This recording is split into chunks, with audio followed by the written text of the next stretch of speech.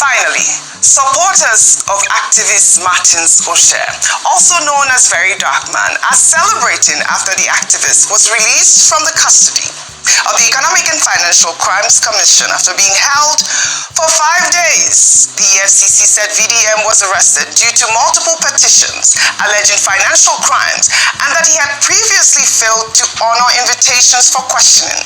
Well, here is the moment some protesters who took to the streets to demand for his release heard that he had been released. Let's take a look.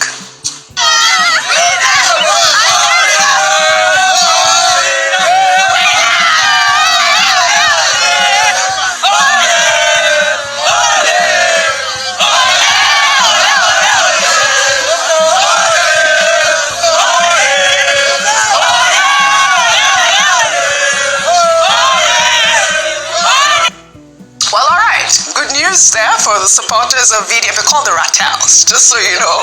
Did you know that? Yeah. I left this yesterday. You left it yesterday. They call the Rattels. Yeah. Well, it's good that, the EFCC has listened and, they have released him, and we'll follow up on the story. And, yesterday we were having that conversation about how, horrible it is for the EFCC to have detained him without releasing the statement. They released him at this moment. Your yes. comment. I think one of the major things that sticks out to me is sort of the culture of catch and release that we've developed. And so because of that, I'll say I think it's very important for us to be able to see this case reach its logical end. Absolutely. Because whether it be VDM or any other personality, there are so many cases sort of lingering in the EFCC where we see that people are arrested, they are detained and so forth, they are questioned, and then we never hear about it again, or it resurfaces much later. So the catch and release, for me, I would urge the EFCC, please continue to carry us along in these cases and in your investigations, so that it doesn't seem as though you catch people and then, okay, once they are released, their docket just stays in a corner somewhere. Then the other thing is that, so he's released on, his lawyer says there's no conditions to his bail, however, his car and his phone are still with the EFCC, and they also made special mention to Femi Falana-San and said despite all that has happened between them in the past, he's said to have also made some appeals to EFCC as well. So I think that was very magnanimous of him. And last but not least, Deji Adeyanju made a comment, because there was conversation around the fact that this felt like a red herring. It felt like a distraction to just take Nigerian youth's attention away from the issues that matter and keep them busy with something. Well, the lawyer has come out to say that, well, that's not the case. Anyway, he's out now, so those who want to save Nigeria should go on and do so. But I think you can't blame people for also having these sentiments, because sometimes we've seen all sorts over the past few years. But, happy he's home. Rufai, you wanted to make a comment? You see, the truth has to be said. I think we need to drum it into some people's heads. This matter is not about VDM. No, it really hasn't been. It's about the high-handedness in Nigeria that all of us can be a victim to one day. My boss that I cherish so much, Ebuka Obi, will always tell the story of Frank Omenka. Yeah. When Omenka was riding road-shoulder everywhere, he had the power then. Was killing a lot of media people. But when Omenka needed help, that system that supported Omenka to commit atrocity, that system came for Omenka. Alright. Pretty much reminds me of Father Nemola. First they came, for some people I didn't speak up for them. When it was time to speak, when they came for me, nobody was left to speak up. And that's why I salute Nnamdi Falana. Yeah. He did what a lot of people cannot do.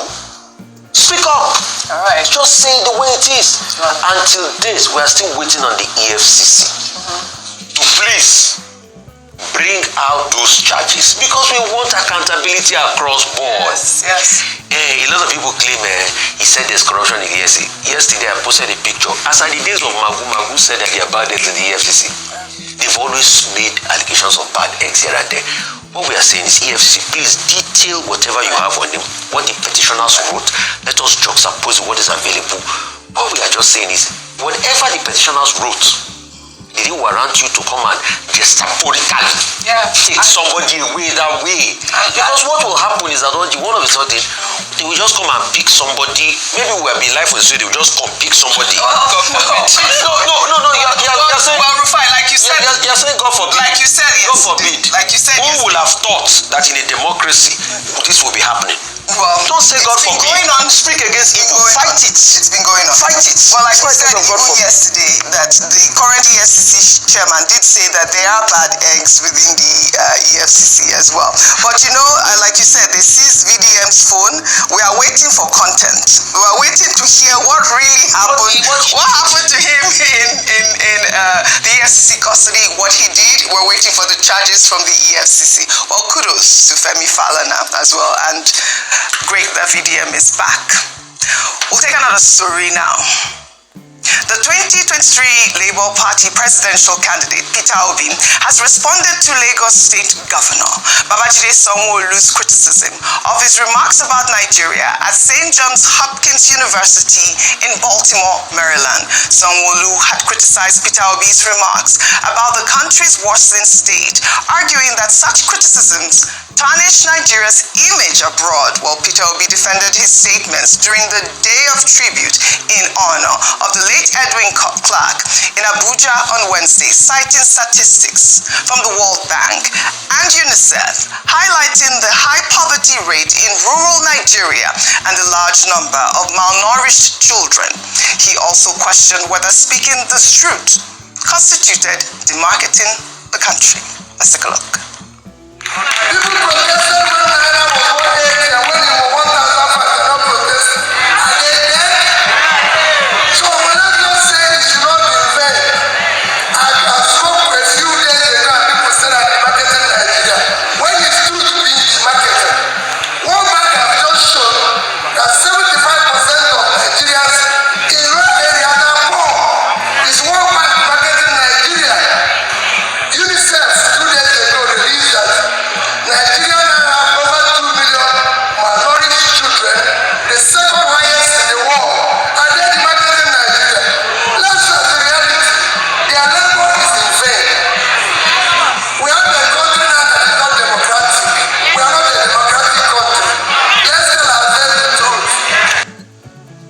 Well, all right, Dr. Basi, before I come to you in the meantime, former Vice President Atiku Abubakar has reacted to the federal government's approval of the Nigeria First economic policy, which bans the use of foreign goods and prioritizes locally made products and services in government procurement.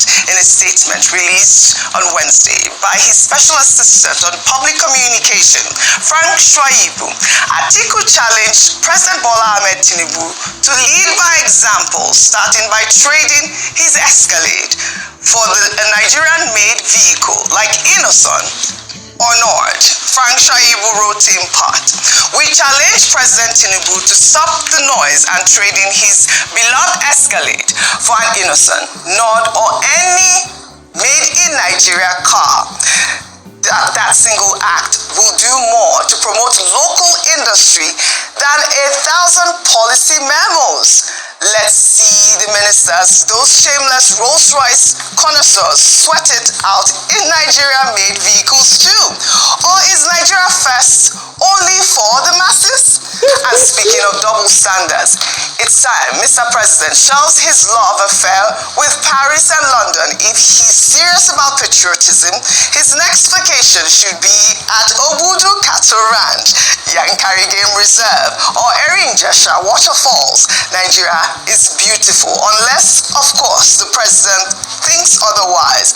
More importantly, the era of jetting off for medical tourism while preaching self-reliance must end. We demand that President Tinubu, champion of Nigeria First, conduct all future medical checkups at LUS, National Hospital Abuja, UCH Ibadan, or even the number 41 billion naira Akwa Ibom world-class hospital built by Uncommon Transformer in Uyo. If those hospitals are good enough for ordinary Nigerians, they should be good enough for their commander-in-chief. Anything less is sheer hypocrisy. This government's addiction to foreign luxuries while demanding sacrifice from suffering Nigerians is the height of insincerity. True leadership isn't photo ops or sound bites. It's setting the tone by example. Nigeria deserves real commitment, not this never-ending charade. Frank Shaibu. You know, I always enjoy Frank Shaibu's piece. He has a way with words. But most of the things he said in his tweet, we have discussed them at length on this table, Dr. Abati. Nigeria First Policy, Demarketing Nigeria by Peter Obi. Those two stories. What Waziri Adamawa Atiku Abubakar said in that statement issued by Frank Shaibu, I don't think you can argue with anything that he has said. Leadership by example. I mean, you can't argue with that.